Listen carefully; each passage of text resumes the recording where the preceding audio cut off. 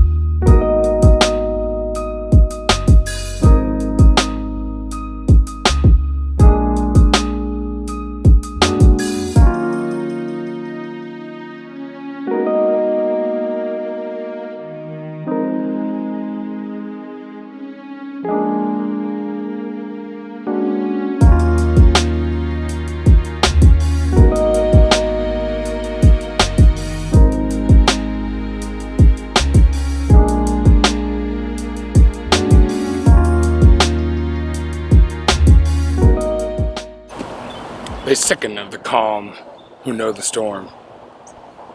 It's Dorothy Parker. This resonates with me a lot because I miss the chaos of combat. I was asked to talk about my story, about what happened to me, about what the events that led up to me losing my limb. And I'll tell you what happened is I stepped on an IED.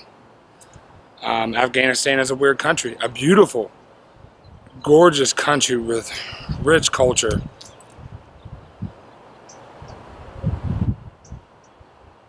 But I was there for a different reason. I wasn't there seeing the beauty and the sights.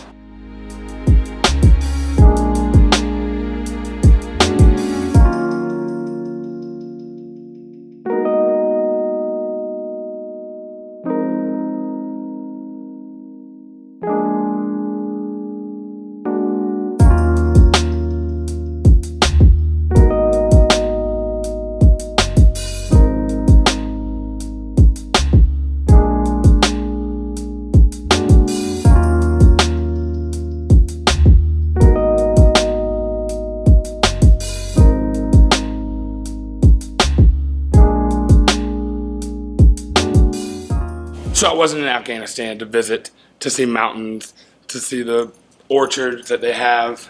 I was there for other reasons deemed necessary by the United States government. So what happened is June 2nd, 2010, I stepped on an improvised explosive device, IED. It was a regular mission on some random day on top of a random hill in a random valley in Afghanistan.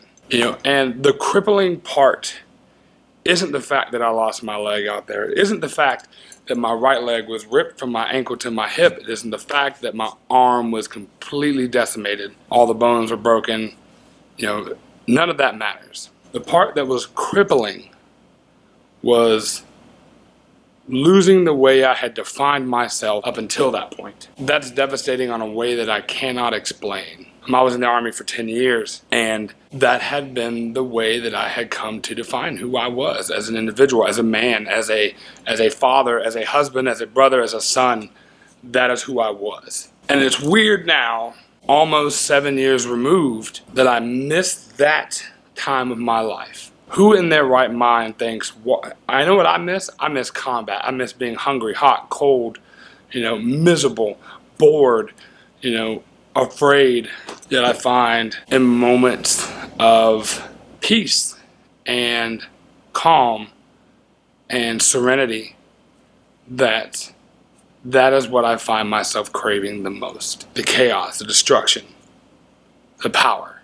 I don't find it to be, hey, tell me the story of tell us the story about what happened to your leg. I stepped on a bomb.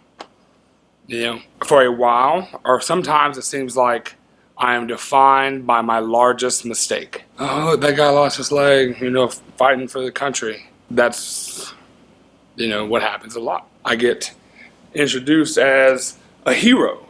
How am I a hero? For getting blown up on a hilltop. But I feel like my story is not so much the losing of my leg, the bombs going off, bullets flying. That is not my story. What my story is the perseverance afterward. I'm in college, full time. On top of that, I'm a single parent, which is primarily, that's my first and, my first focus in life is what is it that my children need? Second is what is it that I have to do for class? What do I got to get done? I find that the biggest struggle isn't almost dying. It seemed pretty easy when I was going through it. The biggest struggle is to live. To push past what my mind is telling me that this person's a threat. Watch these doors, know the exits. Is that guy walking with a limp? Cool. If he is, make sure you hit him in the knee when he gets violent. To push past that and to introduce myself to people. To be open. Even more so to be vulnerable. They sicken of the calm who know the storm. Seems to be an accurate appraisal of my life. Losing that limb, being blown up on that hilltop, has given me an opportunity to do things that I would not be able to do had that not happened. I had the time to devote to a vlog. I had time to give to my children consistently. So my story is not so much that I almost died in Afghanistan. My story is that I live today. And I feel like that's what really matters.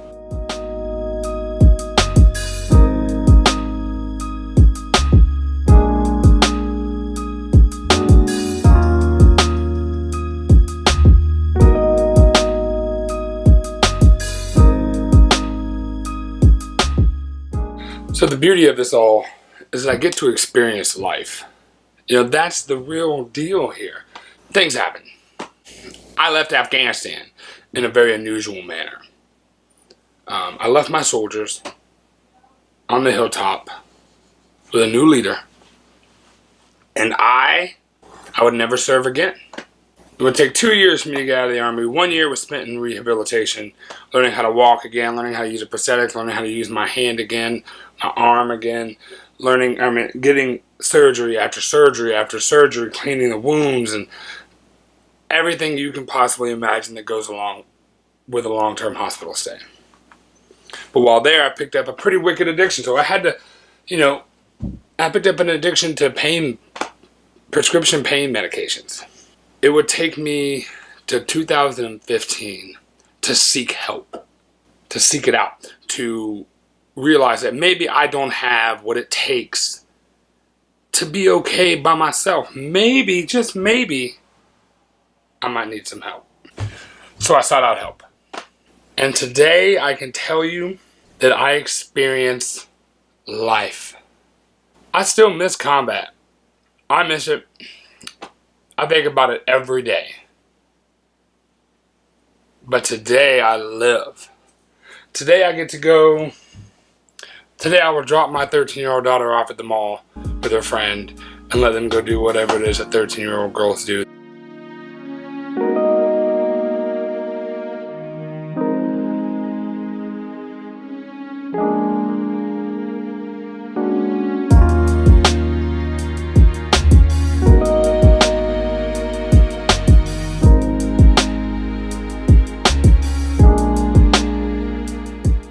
That is amazing. The fact that I'm sober to do it is amazing.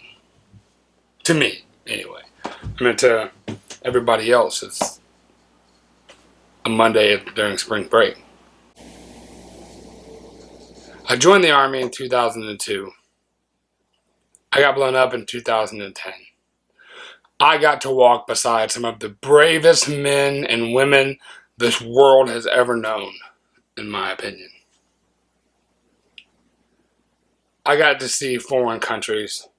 I got to experience other cultures and see the beauty that's really there. I got to jump out of airplanes a lot, and that was amazing.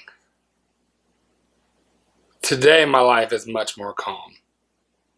Today, I get to be a father.